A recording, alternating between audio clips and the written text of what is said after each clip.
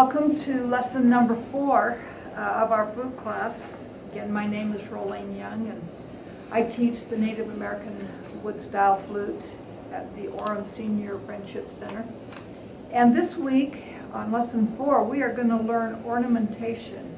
This is when we really decorate our house. We've built the framework up a bit, but now we're going to learn how to put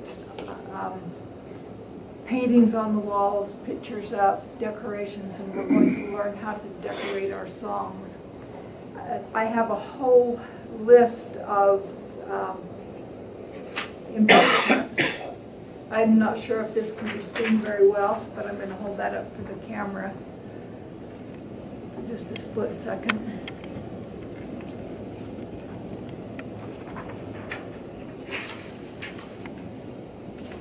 I'm going to hold this one up. Some of these might be repeated, but there may be extra stuff on some of the pages. One more.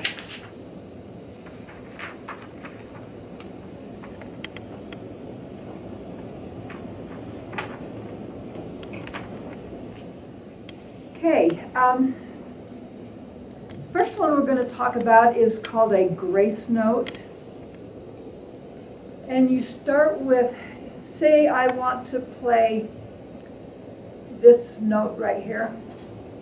You start with the note above it, which would be this one here, because this finger we're still keeping down.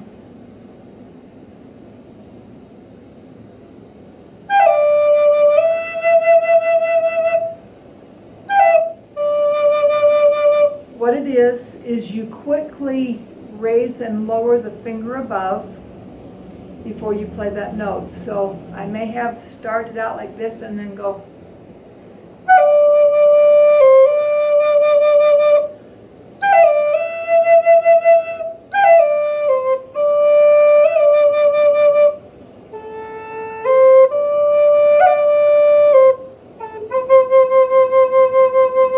So a grace note is done very quickly, just raise and drop.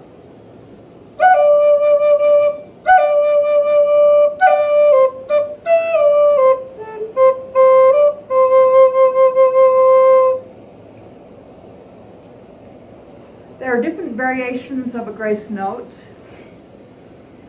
You can be playing the note.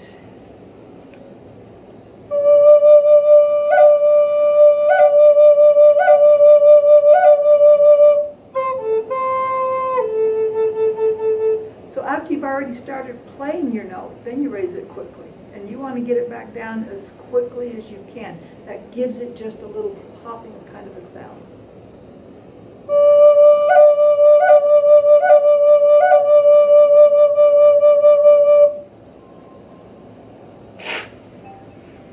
Okay, then there's the flip or mordant, and that's where you begin your phrase. You may have been playing along and starting into the next phrase. Let's just kind of play around with that.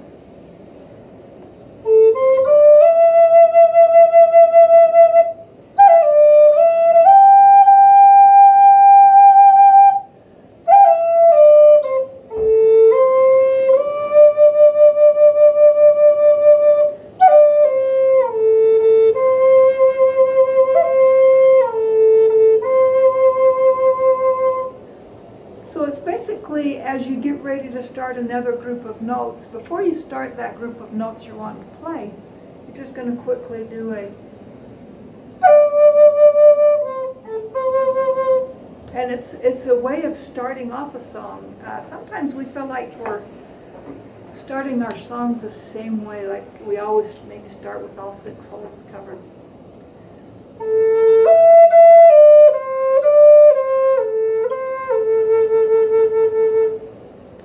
We might think of starting a song and going.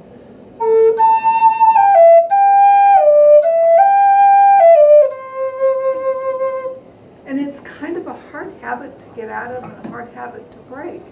You do not have to start your songs with all holes covered. You do not have to. Start a song in a different place.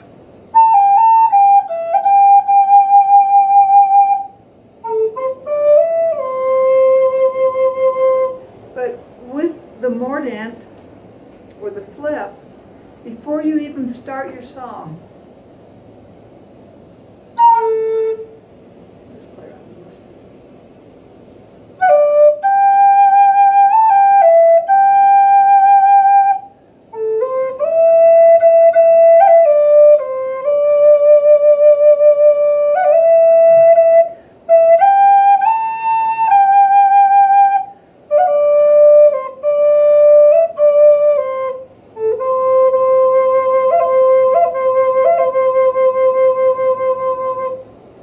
We get to break a rule here. We don't always have to have the lower fingers up when we're doing a flip or a mordent, sorry, I struggle over that, or any of these grace notes. You can do it with all notes covered. You get different sounds.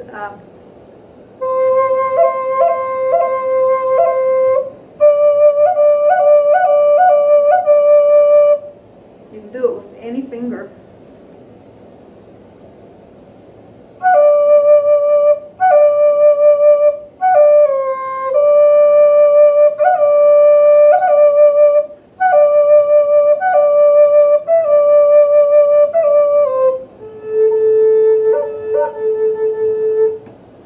Play around with that for the week.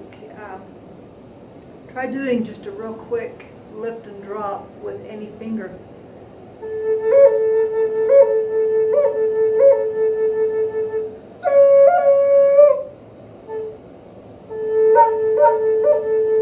Some of them you might get a little more of a barking sound, which is okay, because that's another type of a embellishment or ornamentation. Trill.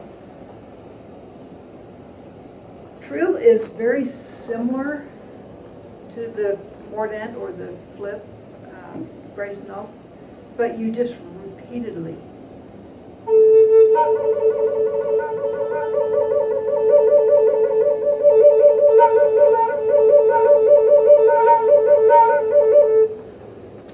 Give more air pressure, back off on the air pressure, and that gives you kind of a fun sound, and it's an embellishment, but it makes the song prettier. It gives it a little bit more of a true Native American sound. You can even do two fingers.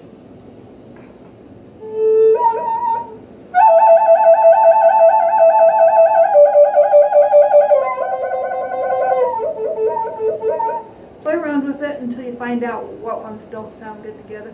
This doesn't really work.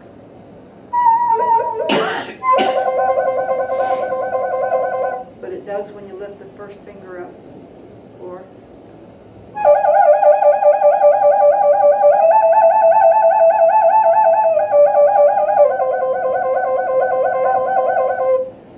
these are ornaments that decorate your song. Makes them a lot more fun, a lot more intriguing, and they get the attention of the people you're playing for when all of a sudden you throw that little note decoration out there, and it kind of makes them pay a little more attention to what you're doing.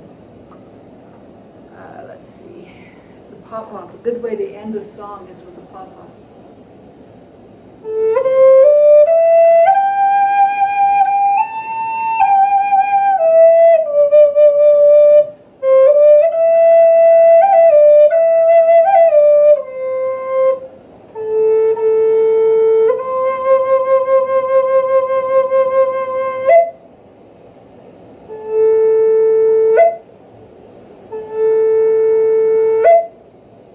Do is you build up a little more breath and blow just a little bit harder, and then lift the bottom three fingers off really quickly.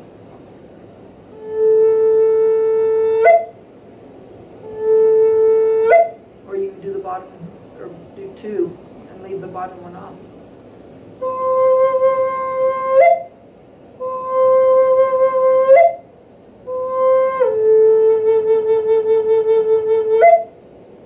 Dramatic ending to your song with that pop-off.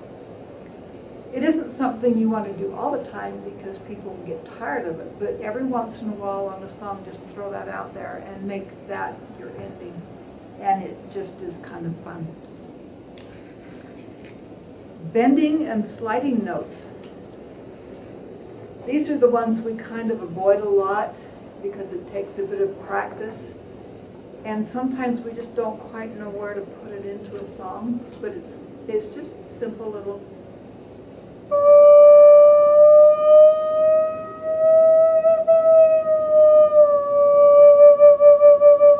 I literally just bend my finger up, and the air is catching that finger and it's changing that sound all the way through it. But if you're playing a blues song, that goes in there really well.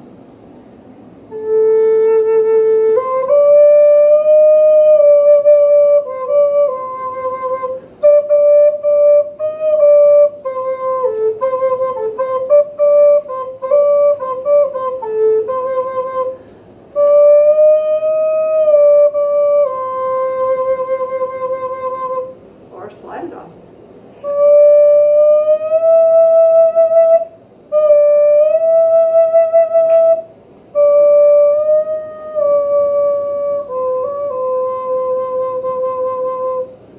Those add emotions to your music when you do a little bending and sliding.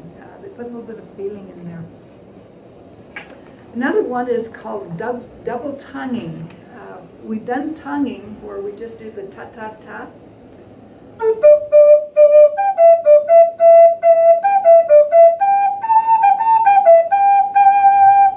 Well, this is double tonguing. Ta-ka. Ta. Ta-ta goes behind, your tongue goes behind your teeth on the roof of your mouth. Ta-ka-ka-ka. The middle of your tongue arches and touches the roof of your mouth. So you can actually play notes a little faster.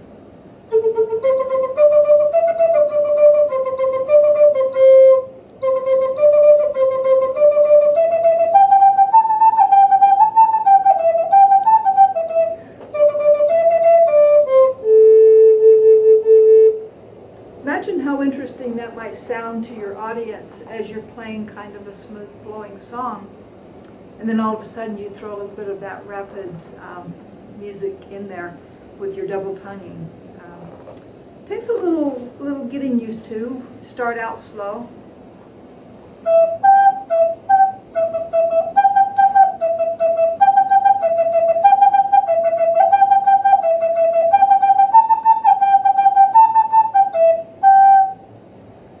That adds fun to your song, and does really nicely when you're playing a double flute. That's where the flute looks like a shotgun, and you got two barrels coming down. Sounds pretty cool on one of those. So let's see, flutter tongue. This is another one. It's like saying the Spanish R. If you struggle doing a Spanish R, you struggle with the flutter tongue. You just simply do that into your flute.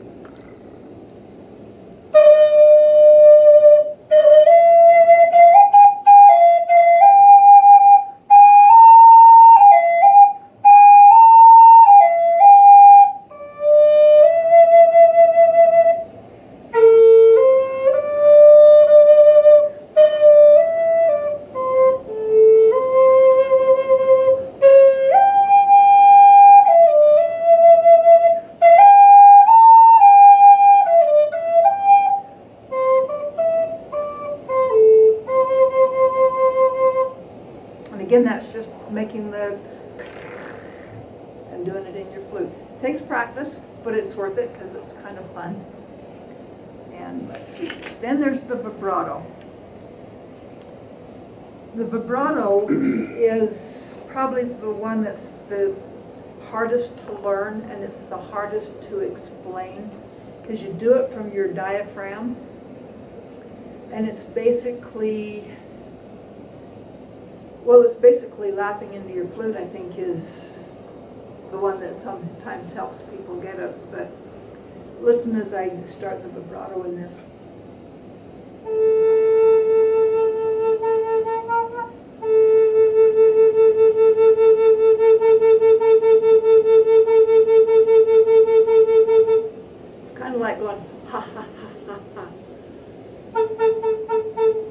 You'll want to start out slow and then just work up.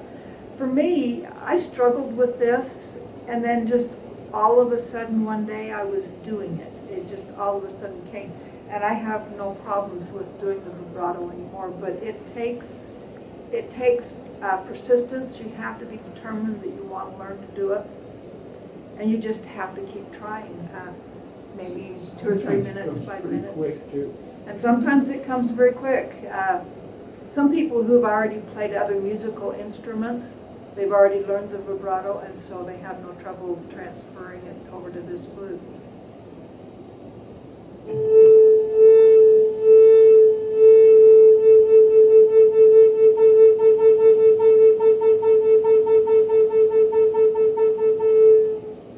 Can we try that? Absolutely. John's always really good at it. Go, John. He's the one that Or got it Lynn. as soon Lynn's as I really good said at that, it's like and John's good laughing. at that too.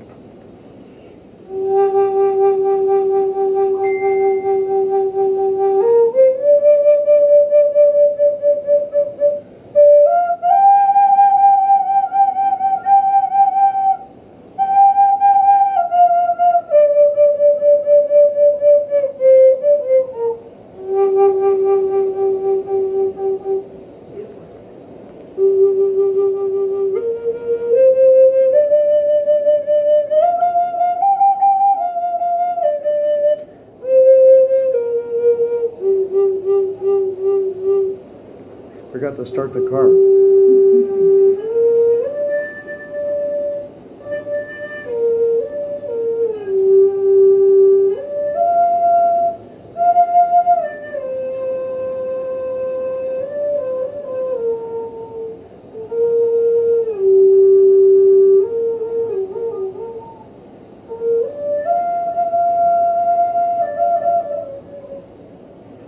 Back to Marilyn.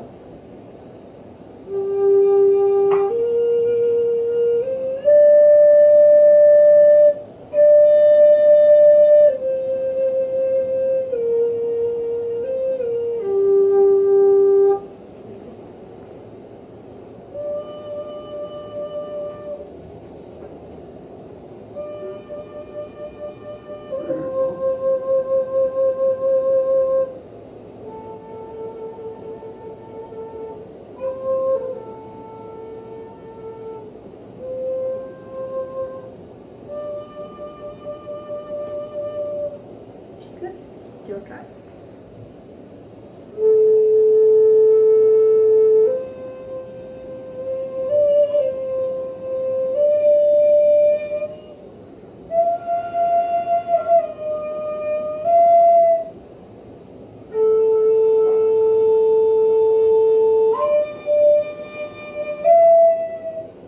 Good.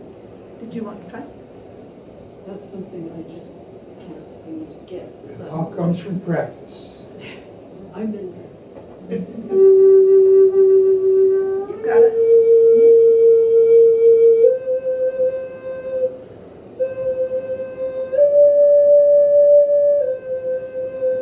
See, it's just not there. It's more there than you realize. I was trying. It's there. You've got more vibrato in that than you realize.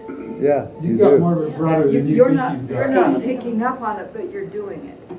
No, thank you. So something some teachers will tell you don't use the vibrato a lot.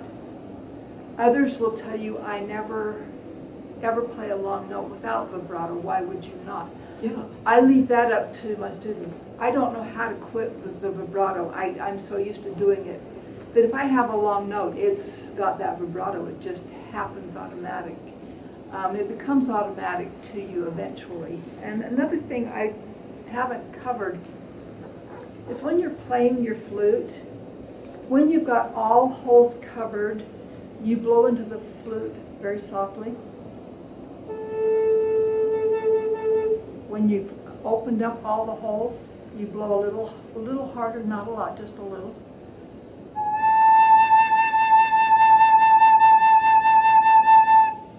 And it kind of doesn't make sense because you would think that with all the holes covered, it would take more breath to force that air out. And with all of them open, that you'd need less breath, but it's just the opposite. But if you find that you're playing, and some flutes will do this, some won't. If you find that you're playing with all notes covered, this flute won't do it. But you get a kind of a squeaky sound, doesn't sound right, you know you've made a mistake. Like this? Beautiful, perfect, exactly like that. It means you're blowing too hard, or you've got a finger that isn't covering the hole. But just keep in mind that when you're playing all notes open, but we call it the naughty finger, you need to blow a little harder.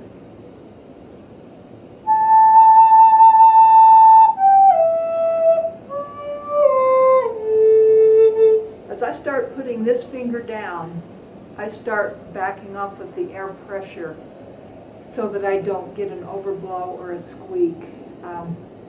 This flute happens to be well tuned to the point where it doesn't do that. I don't get a squeak on this really.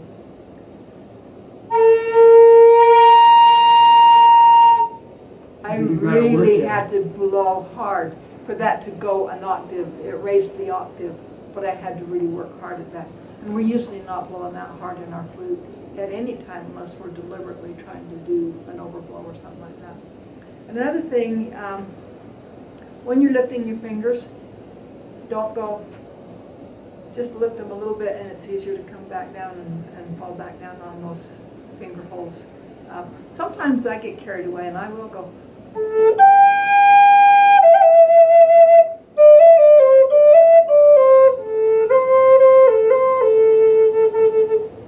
But I've been playing this baby for 10, 11 years.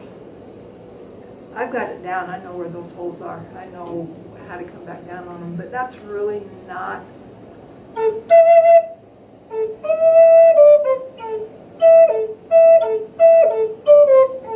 You can come back down faster if you keep your fingers closer to the holes. You've got to raise them enough that you're not blocking the air.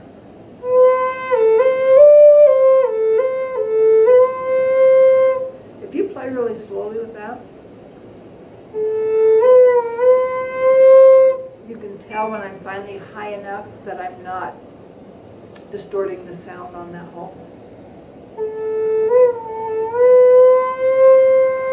So about that high, and I'm a quarter of an inch off the hole, I think, is about where I'm on. There's no air going through that part. All it is the sound going through there. There's a little air coming through it, but you've got your splitting edge up here. Some of the air goes down through the tube, some of it comes up over the top, and this is where your sound comes from, is up here in the sound hole. This is the sound hole. So when you're playing your flute and you're playing for an audience and you want to step up to a microphone, first thing most of us do as beginners, we want this part of our flute at the microphone. We can't figure out, well, why is it not changing the sound? You want the microphone to come down over the top of your sound hole, and that will pick up the volume and increase the sound of your flute. Okay, that is what I had for lesson 4, ornamentation, decorating your songs. Thank you, and we'll see you at the next lesson. I have a question.